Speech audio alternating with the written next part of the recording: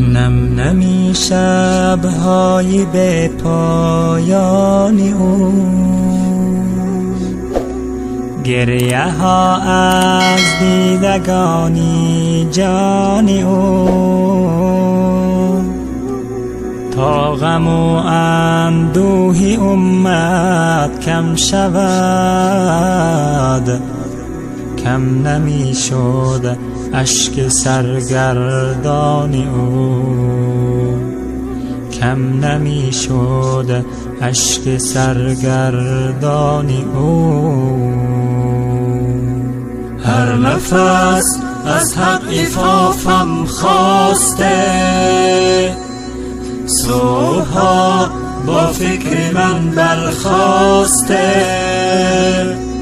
درد من اندوه دیرینش بود، شافع عقباست و از غم کاسته، شافع عقباست و از غم کاسته. حق نظیرش را نفرموده ایا،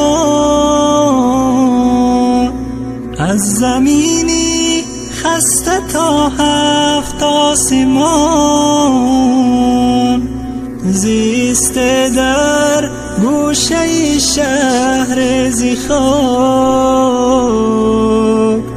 سمت معراجش به فوقی کهکشان. شیوه انسان مدار ایرانیین، او مربی او معلم و امین، حق نوشته در کناری نامی او، خیر خلقی رحمة للعالمین، خیر خلقی رحمة للعالمین. قاصدک ها می فرستم سوی او، تا نسیمی صبح آرن بوی او. قرنها دورم من از عصر نبی، می تپم در اشتیاقی روی او، می تپم در اشتیاقی روی او.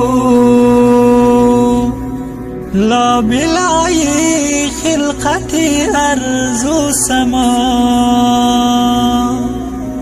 حق ستاید فرش علی مصطفی.